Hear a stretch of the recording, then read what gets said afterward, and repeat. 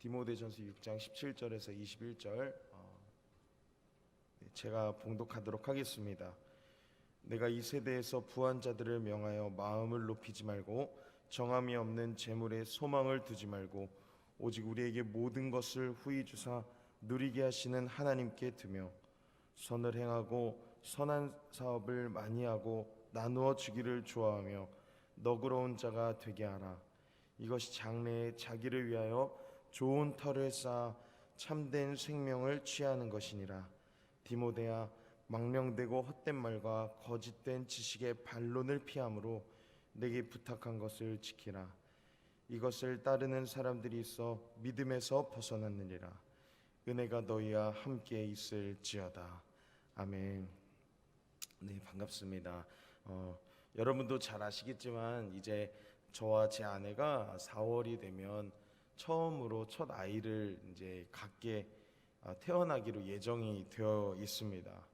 실은 어제 밤에 아내가 몸이 좀 좋지 않아서 갑자기 그런 순간이 찾아오게 되었습니다. 그래서 잠시 아내를 병원에 데리고 갔다 오는데 얼마나 식은땀이 나고 정신을 못 차리게 되는지 아내는 지금 잠깐 좋지 않아서 잠시 입원을 좀 했습니다. 위를 위해서 생각나시면 기도 좀 해주시면 감사드리겠습니다. 제가 몇 시간 동안 어제 한 7시간을 좀 대기를 했습니다. 그렇게 하면서 일을 잘 마무리하고 왔는데 괜히 그 모든 책임감은 나로부터 시작됐다 막 그런 생각 드는 거 있지 않습니까? 아내한테 말하기도 너무 미안한 죄책감과 막 아이한테 뭐 태어나지도 않고 보이지도 않고 누군지도 아직 모르는데 애비가 미안하다 막 이러면서 속으로 막 얼마나 막 가슴에 방망이질을 치는지 다행히 엄청난 무슨 잘못되거나 이런 게 하나도 없이 좀 컨디션이 좋지 않은 그런 부분이 좀 있어서 생긴 시간이어서 이따가 또 병문안을 가려고 하는데요. 참 재밌는 것은 태어나지도 않고 누군지도 모르고 얼굴이 어떻게 생긴지도 모르고 태어나면 쭈글쭈글한 그런 어떤 아기가 태어날 것임에도 불구하고 누구 닮았을까? 너 닮았을까? 나 닮았을까? 내 눈은 닮아야 되는데 다른 건 다 필요 없고 내 눈썹은 꼭 가져가야 되는데 우리 집안은 탈모가 없이 저희 아버지 집안은요 참 신기한 게 나이가 60이 돼도 흰머리가 나지 않고 머리가 안 빠지는 모발을 갖고 있는데 제가 그 모발을 또 물려받아가지고 다행히 그래서 괜찮거든요. 나름 머리가 지금 이게 뭐 안 바르면 이렇게 귀여운 머리가 되긴 하지만 제 모발은 좀 받았으면 좋겠다 막 이런 얘기도 하면서 벌써부터 태어나지도 않았는데 이 아이는 이런 아이가 될 거야. 이 아이는 이거 시킬 거야. 나중에 커서 복싱을 시킬 거야. 그래야 엄마 한 명쯤은 보호할 수 있지. 그래 니들끼리 알아서 잘 먹고 잘 살아라.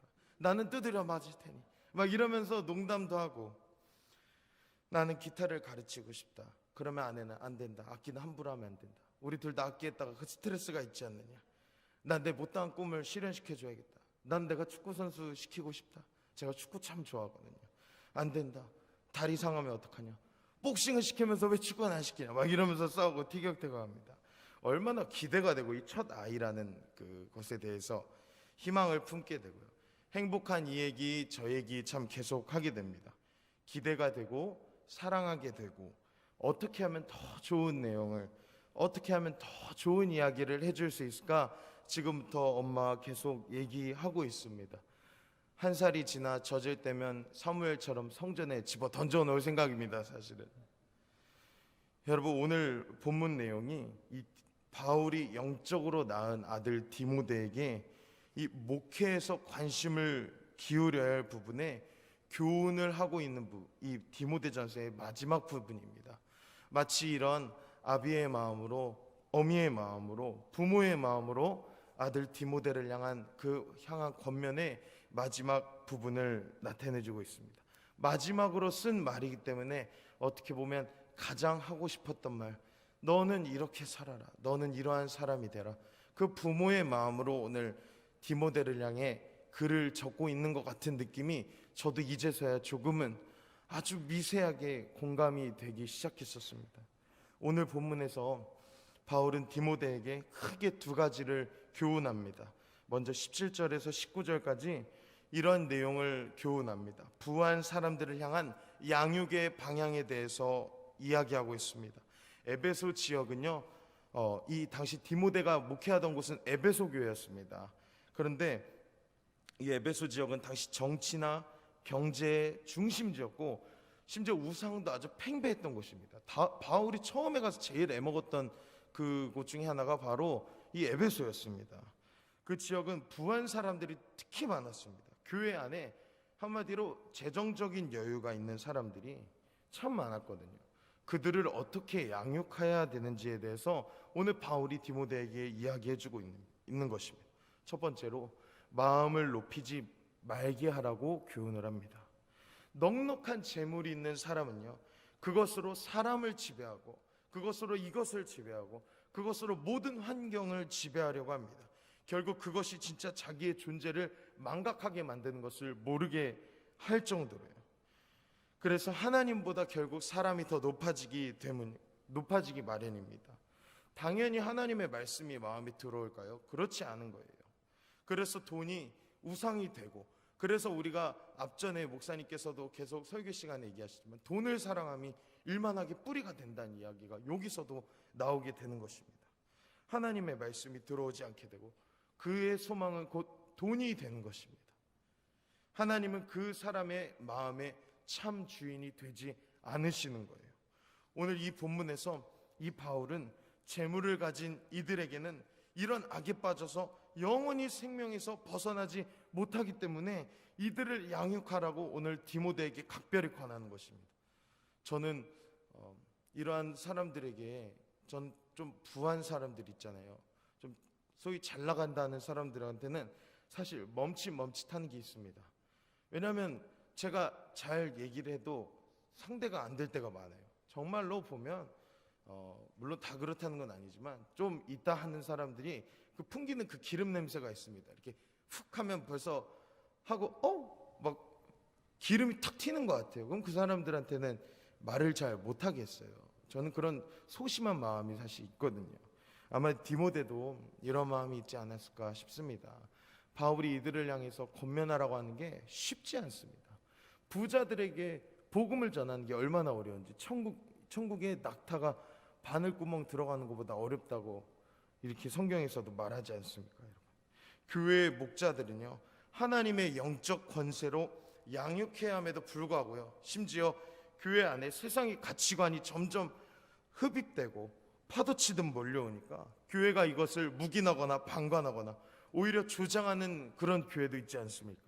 어쩌면 바울은 이러한 상황을 예견했거나 목도했기 때문에 젊은 목회를 해야 하는 이 디모데에게 이 부분을 잘 양육하기를 원하도록 교훈하고 있는 것입니다.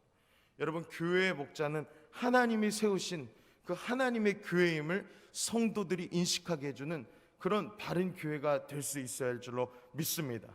교회의 목자는요, 하나님께서 세우신 것입니다. 교회의 목회자들은 성도에게 하나님을 알게 하고 하나님의 말씀에 순종하게 하고 그들이 결국 영혼의 구원을 받게 하는데 이르도록 하나님의 복음을 증거하며 양육하는 그 사명자의 모습이 교회 안에서 사역자들 뿐만 아니라 성도들에게도 나타날 줄로 믿습니다. 이것이 바로 바울이 디모데에게 이야기했던 첫 번째 교훈이었습니다. 여러분, 교회 안의 문제는 계속 드러나는 시대가 되었습니다. 지금은요, 수많은 사람들이 교회를 비방합니다. 손가락질하고 그러한 어려운 시대가 되었습니다. 이때 우리 교회는 어떻게 해야 됩니까, 여러분?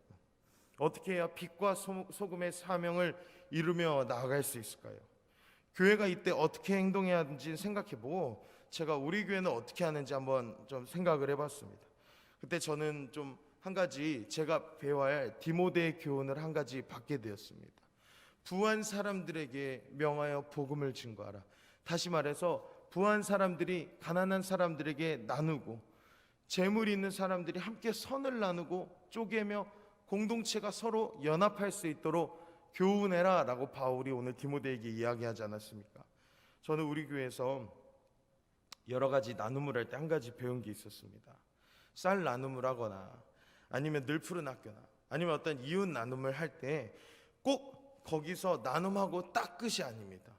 제가 지금까지 여기서 1년 넘게 있으면서 항상 경험했던 것은 그러한 나눔이 있은 후에 또 하나의 리스트를 받습니다. 항상 목사님이 주신 리스트가 보면 꼭 이거 필요하신 분들, 아니면 조금은 사정이 여의치 않으신 분들, 조금은 어려우신 분들을 위한 2차 나눔을 꼭 하십니다. 인근에 있는 택배 회사에 전화를 해서요, 그 물건들을 싣고 꼭 보냅니다. 항상 보냈습니다.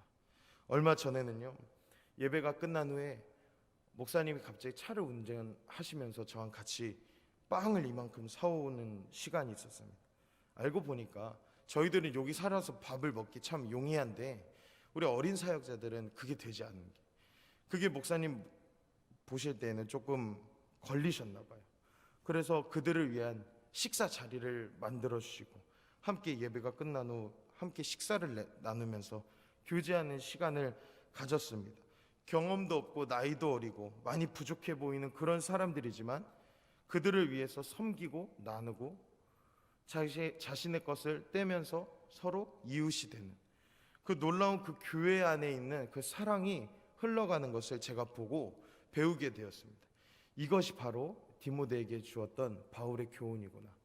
서로 부한 사람들은 자기의 재물을, 여기서 말하는 부하다는 게 단지 부자만 말하는 건 아니겠죠. 그러나 가진 것을 나누고 통용하고 서로 나누는 이 초대교회에서 일어났던 공동체의 사랑이 우리 교회에 참 많이 흘러가고 있구나라는 것을 제가 배우게 되었습니다. 여러분, 예수님은요, 보리떡 5개와 물고기 2마리라고 할지라도요, 떼어 나누기 시작할 때 하나님께서 역사하기 시작하시는 것입니다.